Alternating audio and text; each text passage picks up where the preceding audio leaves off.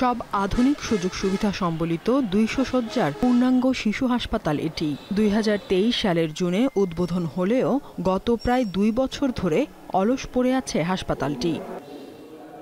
৩৫ কোটি টাকা ব্যয়ে এই হাসপাতালের কাজ শুরু হয় ২০১৬ সালে।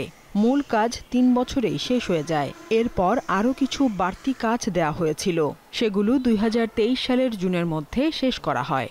গত বছরের ৩০ অক্টোবর ঠিকাদারি প্রতিষ্ঠানের পক্ষ থেকে রাজশাহী গণপূর্ত বিভাগ বরাবর ভবনটি হস্তান্তরের জন্য চিঠি দেওয়া হয়, তবে এখনও কোনো সুরাহা হয়নি। আনন্দিত হয়েছিলাম যে আমাদের শিশুরা সুস্থভাবে থাকতে পারবে, ভালো চিকিৎসা পাবে। কোনো এক অজানা কারণেই রাজশাহীতে এই হাসপাতালটা চালু করতে পারিনি। জিনিসপত্র যেগুলো লাগানো হয়েছিল সেগুলো আজকে সব নষ্ট হয়ে যাচ্ছে এবং সেখানে এখন নেশাখোরদের আড্ডা হয়ে গেছে। ভবনটি দীর্ঘদিন পড়ে থাকায় ঘটছে চুরির ঘটনাও। হাসপাতালটি চালু না হওয়ায় স্বাস্থ্য বিভাগের ব্যর্থতা বলে মনে করছেন রাজশাহীবাসী। অতি শীঘ্র তাড়াতাড়ি রাজশাহী শিশু হাসপাতালটা চালু করার জন্য বিশেষভাবে যেন উদ্যোগ নেয়।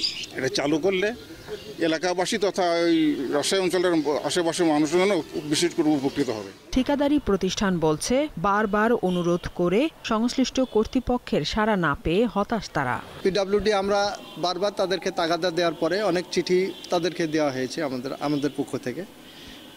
ওরা বলে যে আজ নিব কাল নিব, এইভাবে তারা আমাদেরকে ঘুরাচ্ছে। কয়েকবার এটা হস্তান্তরের ব্যবস্থা নেওয়ার জন্য আমরা করছি, কিন্তু ওই প্রাথমিক সংস্থার যেটা সমস্যা সেটা হলো জনবল এবং অন্যান্য লজিস্টিক্স যে সাপোর্ট তাদের নাই। জেলা সিভিল সার্জন জানান, হাসপাতালটি গ্রহণের জন্য তারা দায়বদ্ধ নয়। এর সকল দায়িত্ব প্রকল্প পরিচালক ও রাজশাহী মেডিকেল কলেজ হাসপাতালের পরিচালকের। তবে এই বিষয়ে প্রকল্প পরিচালক এবং মেডিকেল কলেজের পরিচালক কথা বলতে রাজি হননি।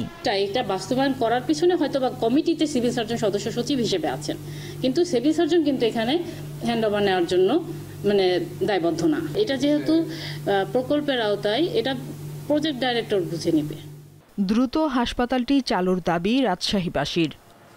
দীপ্ত, বার্তা কক্ষ।